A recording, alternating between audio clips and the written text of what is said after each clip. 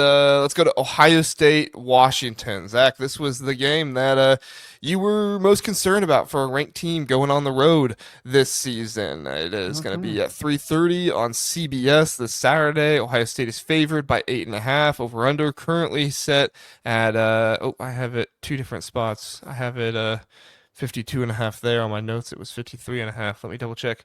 It is 52.5. This one opened at 14.5, Zach. So it's gone down a lot, and it's kind of surprising how much it's gone down. I figured it would go down when I saw it at 14.5, but I think it would go down by 6 points there, a whole touchdown gone down. So very interesting. This is going to be Julian Sayin's first start on the road, and it's a very tough road environment because Washington is on a 22 home game winning streak. And Zach, I do have a quote about about some more bad media if you want it. Oh, sure. Let's do it. All about that. Yeah, the person I heard say it, they said, yeah, and I think that Washington's defense is not as much of a liability as some people think because Julian Sayin has only played well against bad teams. When he faced a team with a pulse, he wasn't all that good, and he looked pretty rattled out there. Of course, he was talking about Texas. Okay, who's the fool that said that? Not gonna say who it was. What are they watching? Were they watching reruns I mean, of I Love obviously, Lucy or something? obviously what are he they doing? just read the stats. Like he didn't actually see the game, or he didn't actually think about the game hardly at all. He just saw the stats. But It was John um, Wilner, wasn't it? That no, that AP voter who has it in for Ohio State. Get him out of here. I know it yeah, wasn't him. no, not him, not him. But Okay. Washington does have Tacario Davis as questionable in this one, and then Buda Alcuda, he is out for this one. There was a report earlier on that he's going to be out. Ohio State, no substantial injuries other than their slot nickel. Lorenzo Styles, I believe, is still questionable. He went out of the game against Ohio, and I haven't seen anything for sure about if he's playing or not, so we're going to leave that one up to questionable. But Zach, what are your thoughts, matchups, things like that in this game? Yeah, I think the Tacario Davis might be the most important injury in this because I think if Tacario Davis can play, Washington wants to play a good mix of man and zone. And if you have Tacario Davis out there, you can because he's long, he's lean, he's talented. And Jeremiah Smith and Carnell Tate, I think are maybe the two best receivers in all of college football, at least in the Big Ten. I know there's Ryan Williams and Cam Coleman, all of those guys, but at least in the Big Ten, I think they're the top two receivers in the country, or in the conference. There we go. So having Tacario Davis, I think would at least challenge them a bit. I think without Tacario Davis, this becomes a bit more problematic for the Huskies. But I will say this, and I know that I said that Carnell Tate and Jeremiah Smith are top two receivers in the Big Ten. Denzel Boston is might be number 3. He's certainly top 5. He's a phenomenal receiver. And I think Damon Williams might be the most dynamic quarterback in the conference. And I know that's saying something because you got Bryce Underwood. You obviously have Mendoza. Dynamic is, I don't mean that he's the best, but able to use his legs, able to use his arm. And then you got Maeva and Dante Moore as well. I mean, there's a lot of dynamic guys. There's a lot of good quarterbacks in the Big Ten. Mm-hmm. And you have Jonah Coleman. So I think this is a show me game for several different parties. I think for Washington, it's a show me game to say, hey, we know you've beat up on some nobodies, but how good are you really? But I think for Ohio State defensively, everybody's raving about them. They haven't played a good offense yet. And who, Ohio State hasn't? Yeah. Okay. And we're really going to see what Matt Patricia is made of, I think, in this game. So those are a couple, I think, of just macro level things I'm thinking about. The other thing I'm concerned about is the road environment. And this is the first road start for Julian Sayin. It's the first road start for Brian Hartline as a play caller. How's communication going to work?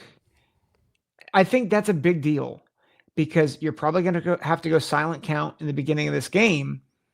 And so does Hinsman, the center, and him and saying how's their communication, how's Hartline's communication from the booth down, all that stuff. How does Sayin communicate everything to the rest of the team?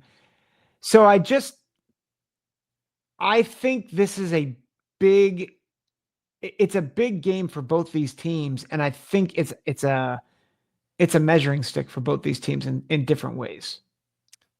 Yeah, I'm really interested in the cornerback matchup with the wide receivers that you mentioned. Tacario Davis and Hawk are both 6'4", about 200 pounds, 195, 200 pounds, somewhere in that range. And I mean, that's big for a corner, right? Yeah. Especially height wise. To get a corner that's over 6'2" is um, pretty rare nowadays. So to see those two guys, I do have some questions about if they're going to be able to keep up with Jeremiah Smith and Carnell Tate and Brandon Ennis and those guys. I mean, Leroy Bryant was their slot corner. He did not have a good game. I believe he led up 2 touchdowns last game against Washington State. They eventually took him out for the true freshman, and it sounded like in the press conference with Jedd Fisch that maybe Bryant was struggling with some confidence issues after a while. And honestly, if you're a corner or a nickel, that's the last thing you want to be struggling with going into a game with Ohio State that has the best receivers in the nation for what, 7 years running now? However many years Brian It's a Hartline's been there. long time. They've Yeah. had the best receivers in the nation. So I am interested primarily because even if Ohio State's receivers are able to get by Tacario Davis and Hawk on the fly route and everything else, Julian Sayin is taught to underthrow the receivers. Ryan Day talked about this after the Texas game because there was a pass to Carnell Tate that was behind him, and Carnell Tate went up and made a contested catch, and somebody asked, are you concerned about Julian Sayin's, deep ball if he's throwing him like that? And he was like, no, that's how we tell him to throw him. He was like, he has the best receivers in the nation. Just give him a chance. It doesn't need to be super clean on a line for them to get to because if it's over them, then they have no chance. You have to give them a chance. Mhm. And with Tacario Davis and Hawk, how big they are, I don't know if that is the best strategy in this one. Now, Yeah. obviously, Carnell Tate, Jeremiah Smith, very physical and big as well. It's not like I'm concerned about those guys, but it is something that we need to be aware of, people watching and Washington fans. I do think that's an edge that maybe people aren't giving too much credit to. But I will say, Zach, the thing that I think is going to go really well for Ohio State in this one, even if Davis and Hawk do lock down, the tight ends for Ohio State. Did you see what the tight end for Colorado State did against Washington in week 1? Forget it was I mean, he did some pretty big damage to him. Yeah, he had 6 receptions for 79 yards and 1 touchdown. Nobody else had more than 20. No, nobody else had more than 30 yards in that game. Mhm. They had one receiver, their slot wide receiver, again against Leroy Bryant, that went had 6 receptions on or 4 receptions on 6 targets. So, you know, with Tacario Davis and Hawk, I'm not expecting huge games from Jeremiah Smith and Carnell Tate. Obviously, he could still have them, but I wouldn't be surprised at all if Brian Hartline starts peppering, Brandon Ennis in the slot, which he's not, had a great year so far this year. Very good blocker, but he's not had the production.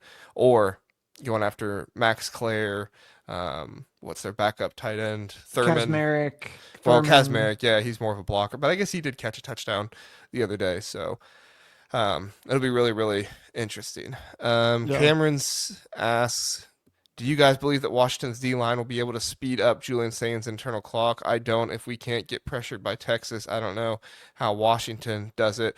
I mean, maybe we'll see, but I'm thinking back to that Ohio game when Julian Sayin got pressured, and instead of just taking the sack, he threw it Yeah. into coverage and got an interception, right? So, do they have to get pressure?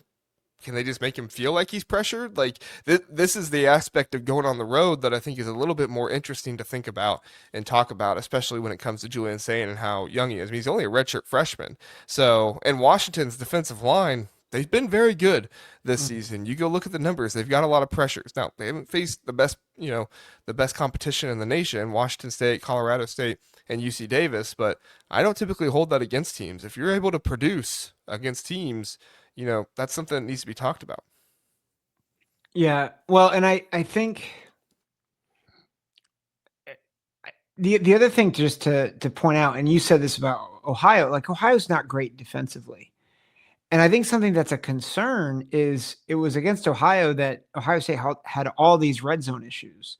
Now, I think part of that was by design in the sense of trying to work on different play calls and like I think they could have run it 4 straight times and scored a touchdown each time. Like I think they could have done that if they wanted to. But it's still a question mark of what are they going to look like when you have to have it on 3rd and goal. Like, how do they look in the red zone?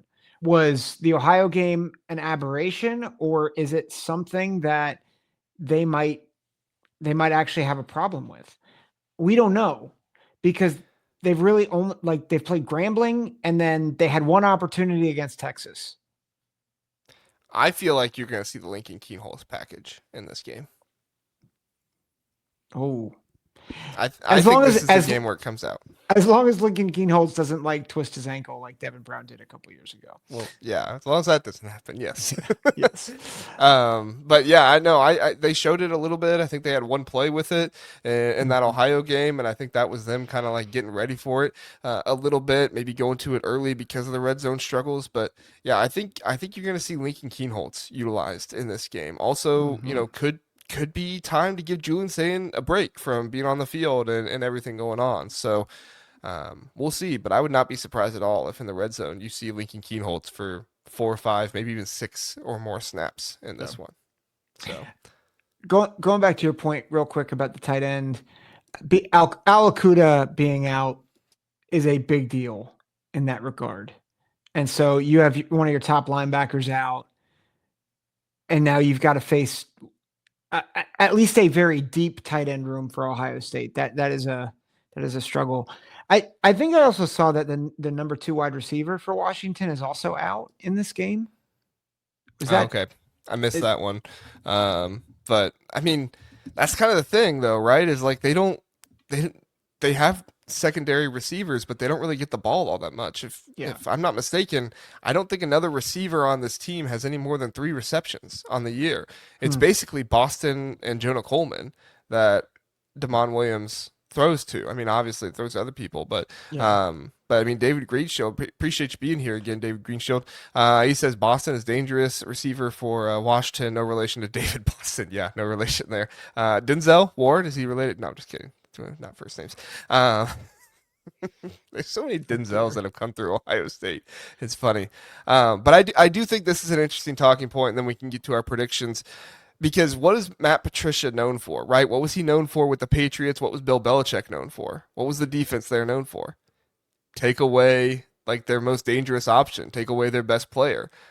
What happens when the team has 3 best players, right? Like, are you Hmm. going to be able to take away Damon Williams, Denzel Boston, and Jonah Coleman? I think of all 3 of those, you probably need to start with Jonah Coleman to make sure you take care of him. But if you start focusing too much on Boston, they're going to go to Coleman. You start focusing too much on Coleman, they might, Damon Williams might go crazy. The linebackers for Ohio State are going to be really tested in this one Yeah. because they're going to have to cover Jonah Coleman and at the same time also keep contain on Damon Williams. Arch Manning had success running against Ohio State. Honestly, I think Texas probably would have been in that game if they ran Arch Manning more, but they Hmm. decided not to. We'll see if Washington's willing to do it. If it doesn't work out well at the beginning of the game, it might be something to do later on. But I find it hard to believe the Washington's offense is not going to work out. They've scored on 21 straight drives this since Yeah. halftime of the Colorado State game. So Mm. it's going to be a really really big test for Matt Patricia and the Ohio State defense. Yeah.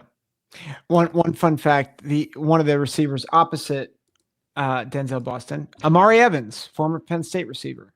So, There you go. which there's a reason why he transferred out. He has 1 catch for 59 yards and a touchdown. So, Well, but you've seen the one Keandre Lambert Smith over at Auburn. He was leading the nation in receiving yards at one point. Did you see that? what? Yeah, I think it was last week. Mm. The Penn State guy said it to me. He was going through it about the wide receivers. Yeah, Oh there he yeah. is. Appreciate you being here, Penn State guy.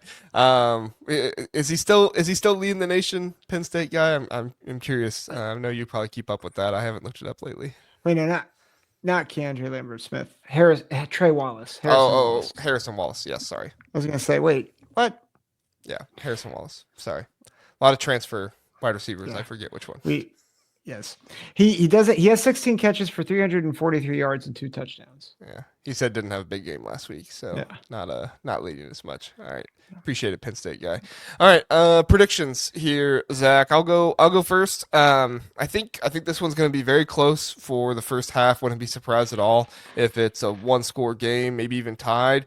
Washington could be leading at the end of the first half. For all we know, this is a very serious game, and Ohio State fans need to take it seriously. And I'm going to pick Ohio State to win this one by multiple scores and cover, but I don't think it's going to happen easy. And I think if that happens, it's probably going to happen late in the game. This isn't like a blowout pick or anything like that. This is Ohio State eventually pulls away later on into the game. And, Washington looks very respectable throughout it. Honestly, if Washington makes it a closer game than what I predicted is, like if the score is closer than that, Washington should probably get ranked just for giving Ohio State a really good game. We saw it happen with Texas, with Alabama just a few years ago. So it's not something the AP poll won't do. But my prediction is 41-24. Ohio State. Would not be surprised at all if Washington gets into the 30s, if it's like 41-31, 41-34, something like that. I just really believe in this Ohio State offense. I have some questions about the Washington defense, but I think this Washington offense is going to give them a really hard time. Zach, what's your thoughts? Yeah, I think if Julian Sayin had more experience, I would be right there with you in terms of Ohio State like scoring more. I am a little concerned about him on the road for the first start. I'm concerned about the offensive line having to go to a silent count. And this has nothing to do with poise. I think the guy who said he's, struggled under pressure. Guy can kick rocks. I think he's Joe Cool back there, but at the same time, there is something about having to just adjust things where there is probably going to be more penalties. You're probably going to see more false starts, maybe a couple of delay of games, and maybe even a miscommunication where there's an sorry, I have an alarm going off. Where an interception is, just off a carom or something. So I just think there's a lot of weird things that can happen on the road in an environment like this. And then you combine the fact that Washington is actually a good team. I'm not picking it up. I was very close to picking an upset. I don't think it's going to be upset, but I think it's going to be pretty close. And I think the thing that actually really concerns me is if this gets into the fourth quarter, the fourth quarter is when Washington has actually been its best. Now, part of that's they're wearing teams down, but I just am a little concerned if this game gets to the fourth quarter, what happens? Ultimately, I think Ohio State has too much talent. I think they have too many dudes. I think the tight end game is going to be a mismatch. And I think the linebackers are uniquely equipped to deal with Damon Williams. So I've got 34-28 Ohio State. I have Washington covering. It's an over. But I think Ohio State does win. Yeah, I like what you said there about the linebackers, and they're well equipped for this and being able to take care of Damon Williams and Jonah Coleman. But it won't be an easy task by any means. I mean that duo together is very difficult, and Washington needs all the respect in the world from Ohio State fans because this is a legit team and this is a legit environment. And if Ohio State walks out of this one losing, I would not be shocked at all. I would not be surprised at all. So I know I didn't pick it, but it would not surprise me at all. So, all right.